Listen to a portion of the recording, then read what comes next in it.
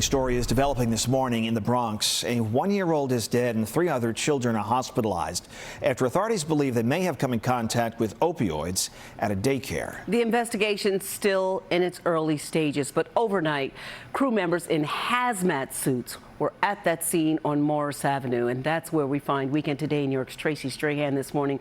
Tracy, this is beyond tragic, absolutely heartbreaking.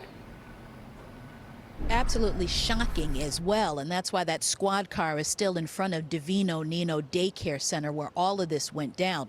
Not only did they find those children inside, unresponsive, they found tools that are usually used to package drugs.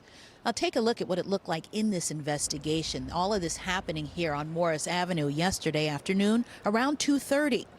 Now, it was a 911 call that brought officers to this daycare center, and when they arrived, they found a 1-year-old boy, a 2-year-old boy, and an 8-month-old baby girl all unconscious. Now, there was another 2-year-old boy who was picked up by his mother earlier in the day. She was taking him to a local hospital himself because she saw that something was off. Now, first responders ended up using Narcan, which is a medicine that rapidly reverses opioid overdoses, to try and revive those children. And sadly, that 1-year-old boy, identified this morning as Nicholas Dominici, was pronounced dead at a local hospital.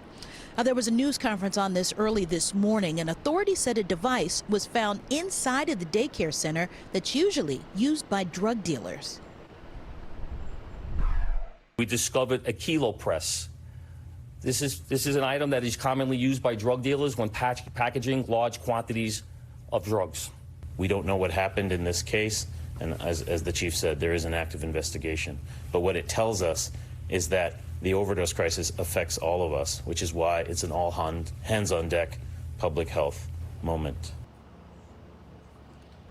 Now, the state's Department of Health said this was a home-based child care center under the official authority of the Office of Children and Family Services. Now, the site is pretty brand new. It opened in January of this year, and it passed a surprise inspection as recently as last week.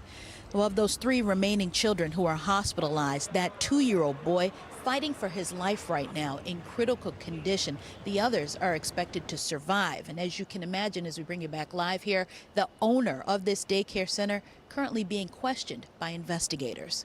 We're live in the Bronx this morning. Tracy Strahan, Weekend Today in New York. Guys, back to you.